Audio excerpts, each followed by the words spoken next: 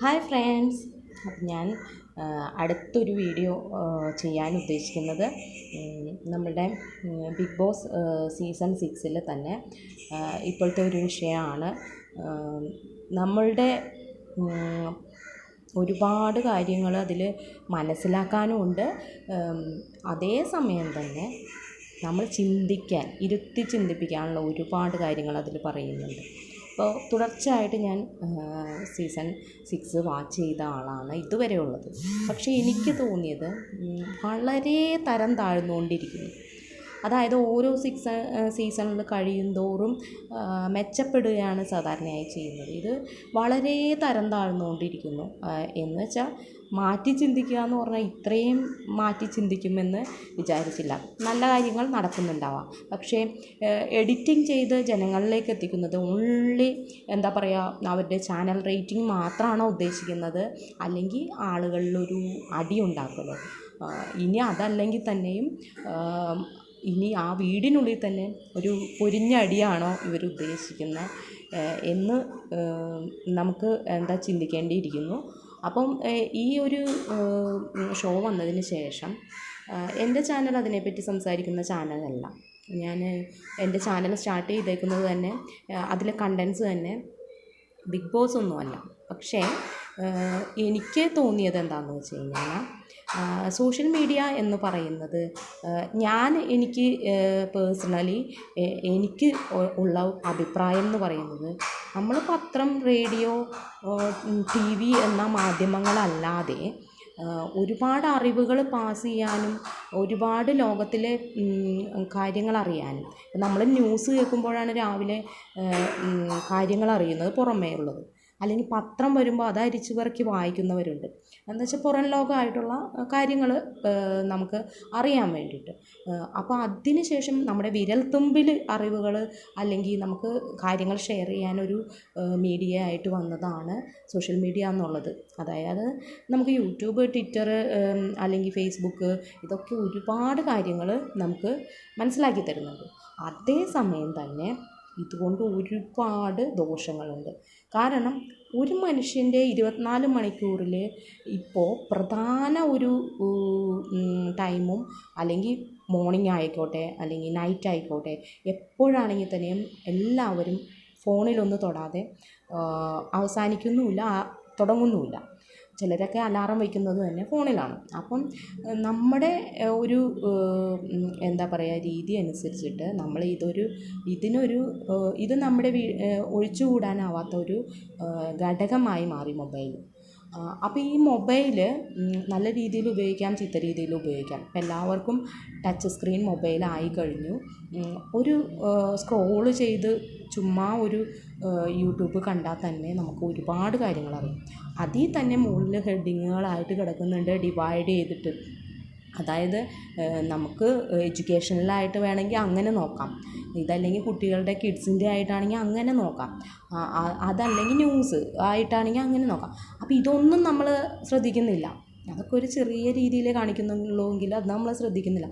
നമ്മൾ മെയിൻ കാണുന്നത് എന്താ, ആ ഒരു വീഡിയോയുടെ കളറ് അല്ലെങ്കിൽ നമ്മളെ അട്രാക്റ്റ് ചെയ്യുന്ന ക്യാപ്ഷൻ, അതായത് തമ്പനെയിൽ എന്ന് പറയുന്നത്, അത് ഒരാളുടെ ക്രിയേറ്റിവിറ്റിയാണത്. അതായത് ഒരാൾ അവരുടെ ചാനലിൽ ഒരു വീഡിയോ ഇടാൻ പോകുമ്പോൾ ആ വീഡിയോ എത്രയും പെട്ടെന്ന് ആളുകൾ കാണുമ്പോൾ തന്നെ ഒന്നത് ക്ലിക്ക് ചെയ്യാൻ തോന്നണം. അതിനു വേണ്ടി എന്തു വേണമെങ്കിലും അതിൽ ക്യാപ്ഷനായിട്ട് കൊടുക്കാം. അതിനാരും ഒരു തടസ്സമില്ല. അത് അവനവൻ്റെ ഇഷ്ടമാണ്, നല്ലത് കൊടുക്കണോ ചീത്ത കൊടുക്കണോ എന്ന്. ഇപ്പോൾ ആ ക്യാപ്ഷൻ വെച്ചാണ് ആളുകളെ പറ്റിച്ചുകൊണ്ടിരിക്കുന്നത്. അതായത് നല്ല റെഡിഷായിട്ടും ഇടിവെട്ട് കളറുള്ള കുറച്ച് കളറൊക്കെ മിക്സ് ചെയ്ത് നമുക്കിപ്പം ക്യാപ്ഷൻ ഉണ്ടാക്കുന്ന ഒരുപാട് അല്ലെങ്കിൽ എന്താ പറയുക, ഇങ്ങനെ ഉണ്ടാക്കാനുള്ള ക്യാൻവ അല്ലെങ്കിൽ ഒരുപാട് ആപ്പുകളുണ്ട്. ഇതിലേക്കൊന്നങ്ങ് ഇട്ട് കൊടുത്തു കഴിഞ്ഞാൽ കുറേ കളർ മാറ്റി കൊടുത്താൽ മാത്രം മതി, ടൈപ്പിങ് ചെയ്ത് കൊടുത്താൽ മതി. ഇതിനെ ഹൈലൈറ്റ് ചെയ്യണമെങ്കിൽ ഹൈലൈറ്റ് ചെയ്യേണ്ട പോയിൻ്റ് ഹൈലൈറ്റ് ചെയ്യിപ്പിക്കാം, എഡിറ്റ് ചെയ്യാം, എന്ത് വേണമെങ്കിലും ചെയ്യാം. അപ്പോൾ ഇതൊക്കെ ഒരു കഴിവാണ്. അതിനെ അതായിട്ട് തന്നെ കാണുക. ഒരു പോസ്റ്റർ ഉണ്ടാക്കുന്നത്, ഒരു പത്രത്തിൻ്റെ ഹെഡിങ് ഉണ്ടാക്കുന്നതൊക്കെ, അതൊക്കെ ആ വാർത്ത വായിക്കാൻ ആളുകളെ ആകർഷിക്കുക, അതാണ് അതിൻ്റെ ഉദ്ദേശം. അപ്പോൾ ഈ വാർത്തയെ വായിക്കുന്നതും തെറ്റില്ല, ചെയ്യുന്നതും തെറ്റില്ല. ഈ ന്യൂസുകൾ സ്പ്രെഡ് ചെയ്യുന്നവർ അവർ നല്ല രീതിയിലാണെങ്കിൽ അവർക്കത് ബാധിക്കുന്നില്ല. പക്ഷേ ഒരു കണ്ടൻറ് ക്രിയേറ്റർ എന്ന ഒരു ഇതിന് എന്തും പറയാം എന്നുള്ളൊരു ലൈസൻസൊന്നും നമ്മുടെ നാട്ടിലില്ല. നമുക്കിപ്പം വ്യക്തിയെ ബാധിക്കുന്ന രീതിയിൽ ഒരു വ്യക്തി ഹത്യ നടത്തേണ്ട രീതിയിലല്ല നമ്മുടെ ചാനൽ മുന്നോട്ട് കൊണ്ടുപോകേണ്ടത്. അല്ലാതെ തന്നെ നിങ്ങൾക്ക് സബ്സ്ക്രൈബേഴ്സ് ഉണ്ടെങ്കിൽ പിന്നെ എന്തിനാണ് ഇങ്ങനെ ചെയ്യുന്നത്? ഇത്രയും സബ്സ്ക്രൈബേഴ്സൊക്കെ ആവുമ്പോൾ കുറച്ചൊക്കെ എളിമയും ലാളിത്യവും അല്ലെങ്കിൽ എന്താ പറയുക, റെലവൻറ്റ് പോയിൻറ്റ്സ് നമ്മുടെ നാടിന് വേണ്ടിയിട്ടുള്ളത്, നാട്ടുകാർക്ക് വേണ്ടിയിട്ടുള്ളത് എന്തെങ്കിലുമൊക്കെ ചെയ്യണമെന്ന് ചിന്തിക്കാത്തത് എന്താ? ശരിക്കും പറഞ്ഞു കഴിഞ്ഞാൽ നാണക്കേട് തോന്നുന്നു. എൻ്റെ ഒരു ക്യാപ്ഷൻ ഞാൻ അങ്ങനെ ഇട്ടെന്ന് തോന്നുന്നു. എനിക്ക് നാണക്കേട് തോന്നുന്നു. കാരണം ഒരുപാട് സാക്ഷരത നേടിയ കേരളത്തിൽ ഇങ്ങനെയാണെങ്കിൽ ഒട്ടും വിദ്യാഭ്യാസമില്ലാത്ത ആളുകൾ അല്ലെങ്കിൽ അറിവില്ലാത്ത ആളുകൾ എന്തായിരിക്കും പറയുന്നത്, ചിന്തിക്കുന്നത്, കാണിച്ചു കൂട്ടുന്നത്? അപ്പോൾ ഇതൊക്കെ വായിച്ചിട്ട് കുറേ കമൻസ് ഇടുന്നവരുണ്ട്. കുറേ കമൻസ് എന്ന് വെച്ചാൽ ആദ്യം മുകളിലിട്ടേക്കുന്ന എന്താണോ അത് വായിച്ചിട്ട് അതിനെ അനുകൂലിച്ച് അല്ലെങ്കിൽ പ്രതികൂലിച്ച് അല്ലെങ്കിൽ അതിനെ ഒരു തമാശയാക്കി, ഇതൊക്കെ ആയിരിക്കും അവർ ചെയ്യുന്നത്. ഈ കമൻസ് ഇടുന്നവരും ടൈപ്പ് ചെയ്യുന്നുണ്ട്, അവർക്കും അറിവുള്ളവരാണ്. എന്താണ് ഞാൻ ഉദ്ദേശിച്ചത് അല്ലെങ്കിൽ എന്താണ് ഞാൻ എവിടെയാണ് ഇടുന്നതെന്ന്, അതാണ് മെയിനായിട്ട് ചിന്തിക്കുക. എവിടെയാണ് ഞാനിത് ചെയ്യുന്നത്? അഭിപ്രായം ആർക്കും പറയാം. നമ്മളുടെ നാട്ടിൽ എല്ലാവർക്കും അഭിപ്രായ സ്വാതന്ത്ര്യം ഉള്ളതാണ്. എവിടെ വേണമെങ്കിലും സഞ്ചാര സ്വാതന്ത്ര്യമുണ്ട്, വിദ്യാഭ്യാസ എഡ്യൂക്കേഷൻ ആർജിക്കാനുള്ള സ്വാതന്ത്ര്യമുണ്ട്. അത് ഫോണിൽ കൂടെ ആണെങ്കിലും എന്തിലൂടെ ആണെങ്കിലും. അപ്പോൾ അതൊക്കെ നമ്മുടെ ഭരണഘടന പറഞ്ഞിട്ടുള്ളത് നമുക്കുള്ളതാണ്, മൗലികാവകാശങ്ങളിലുള്ളതാണ്, നമുക്ക് സമ്മതിച്ചു. പക്ഷേ ഒരു വ്യക്തിയെ കരിവാരി തേയ്ക്കാൻ നമുക്കാരാ റൈറ്റ്സ് തന്നേക്കുന്നത്? ഞാനിപ്പോൾ സെക്ഷനോ IPCയോ ഇതോ ഒന്നും അറിയില്ലെങ്കിൽ തന്നെയും എനിക്കറിയാം അതിനെതിരെയും നിയമങ്ങളുണ്ടെന്ന്. അതായത് ഒരു വ്യക്തിയെ നമ്മൾ പരിധി വിട്ട് നമ്മൾ ഇതാക്കി കഴിഞ്ഞാൽ അയാൾ കേസ് കൊടുത്തു കഴിഞ്ഞ് കഴിഞ്ഞാൽ നമുക്ക് അതിന് മറുപടി പറയേണ്ടതായിട്ടുണ്ട്. കാരണം എന്താണെന്ന് വെച്ചാൽ അയാൾക്കും ഇതേ നിയമങ്ങളുള്ള ഇതേ നാട്ടിലാണ് അയാൾ ജീവിക്കുന്നത്. വല്ലവരും പറയുന്നത് തന്നെയാണ് ഞാനെന്ന് സമ്മതിച്ചു കൊടുക്കേണ്ട കാര്യമില്ല, അല്ലെങ്കിൽ ഒരു ചെവി കൂടെ കേട്ട് മറ്റൊരു ചെവി കൂടെ കളയേണ്ട ആവശ്യമില്ല. ഇതൊന്നുമില്ല. നമ്മൾക്ക് പ്രതികരിക്കാം. നിങ്ങൾ പ്രതികരിക്കുന്ന അതേ നാക്കുകൊണ്ട് തന്നെ ഇവർക്കും പ്രതികരിക്കാം. നമ്മളൊരു വീഡിയോ എടുക്കാൻ വേണ്ടി മൈക്കിന് മുമ്പിൽ എന്തു പറയുന്നോ അതേ നാക്ക് ഉപയോഗിച്ച് ഇവർക്കും തിരിച്ചിടാം. ഇതങ്ങനെയല്ലായിരുന്നു ഇങ്ങനെയായിരുന്നു എന്നൊക്കെ. പക്ഷേ അങ്ങനെ തമ്മിലടിക്കുന്നത് കണ്ടുകൊണ്ടിരിക്കുന്ന ആളുകൾക്ക് എന്തോരം ഇറിറ്റേഷൻ ആകുന്നു എന്ന് ചിന്തിക്കുന്നുണ്ടോ? ഇപ്പോൾ നിലവിൽ നമ്മുടെ നാട്ടിൽ അന്നം കിട്ടാതെ നടക്കുന്നവരായിട്ടുണ്ട്. നമ്മൾ നാളെപ്പറ്റി ചിന്തിക്കുന്നില്ല. കാരണം എന്താ വെച്ചാൽ നമ്മുടെ നാട് മുഴുവൻ കടത്തിലാണ്. നമ്മുടെ നാട്ടിൽ നേരെ ചൊവ്വേന ഭക്ഷ്യവസ്തുക്കൾ എത്തിക്കാൻ പോലും സപ്ലൈ ഓഫീസ് എന്താ പറയുക, നമ്മളിപ്പം എന്താ പറയുക, മാവേലി സ്റ്റോറ് അങ്ങനെയുള്ള കാര്യങ്ങളിൽ, റേഷൻ കടകളിൽ അന്നം എത്തിക്കാൻ പറ്റുന്നില്ല. ഇനി എത്തിച്ചാൽ തന്നെ അത് വാങ്ങിച്ചു കൊണ്ടുപോകാൻ വീട്ടിലെത്തിക്കാനും പറ്റാത്തവരുണ്ട്, കിടപ്പായിട്ടുള്ളവരുണ്ട്. അതൊന്ന് കിട്ടിയെങ്കിൽ എന്ന് കാത്തു കിടക്കുന്നവരുണ്ട്. ഇതൊക്കെ പോട്ടെ, പെൻഷനെ ആശ്രയിച്ച് മാത്രം ജീവിക്കുന്ന കുറേ ആളുകൾ ഉണ്ട്. ഇവരൊന്നും പെൻഷനേ ഇല്ല, അതുപോലും തടഞ്ഞു വച്ചിരിക്കുന്ന സിറ്റുവേഷനിൽ നിങ്ങൾ ഇതൊക്കെയാണ് ചിന്തിച്ചുകൊണ്ടിരിക്കുന്നത്. എന്ന് വെച്ചാൽ പ്രാഥമികമായ ആവശ്യങ്ങൾ നിറവേറ്റാനുള്ള വെള്ളം പോലും കാശ് കൊടുത്ത് മേടിക്കേണ്ട അവസ്ഥയിലേക്ക് പോയിക്കൊണ്ടിരിക്കുമ്പോൾ ആളുകൾ ചിന്തിച്ചുകൊണ്ടിരിക്കുക അങ്ങോട്ടും ഇങ്ങോട്ടും എന്താ പറയുക, കരിവാരി തേക്കലും എന്താ ചാണകം വലിച്ചെറിയുന്നത് പോലെ. ചാണകം എന്നല്ല പറയണ്ടേ, നമ്മുടെ റോഡിൽ ഉപയോഗിക്കുന്ന ടാറില്ലേ, അതായത് ഉരച്ചൊരച്ച് കളഞ്ഞ് ഒരുപാട് കളഞ്ഞാലും അത് ഒരിത്തിരിയൊക്കെ ഉണ്ടാവും. അതേപോലെയുള്ള സാധനങ്ങൾ വലിച്ചെറിഞ്ഞ ആളുകളെ ആക്ഷേപിക്കുന്നു. എന്തിനാണെന്ന് മനസ്സിലാകുന്നില്ല. അതുകൊണ്ടുള്ള പ്രയോജനം എന്ന് പറയുന്നത് ഒരു 3 മാസത്തേക്കാണ്. അല്ലെങ്കിൽ 3 മാസം കഴിഞ്ഞ് കഴിഞ്ഞാൽ എനിക്ക് ഈ കണ്ടൻറ്റ് കൊണ്ട് പ്രയോജനമില്ല. അപ്പം ഞാനിത് പിൻവലിക്കാൻ പറ്റും. ഞാൻ ഈ പറഞ്ഞത് പിൻവലിക്കാൻ പറ്റും. ഒരു സോഷ്യൽ മീഡിയ പ്ലാറ്റ്ഫോമിൽ പറഞ്ഞ കാര്യം പിൻവലിക്കണമെങ്കിൽ നിങ്ങൾക്കൊക്കെ അതിനുള്ള മനസ്സുണ്ടോ? നിങ്ങൾക്ക് മനസ്സ് ഉണ്ടാകുമെന്ന് ചിന്തിച്ചിട്ടിരിക്കണോ?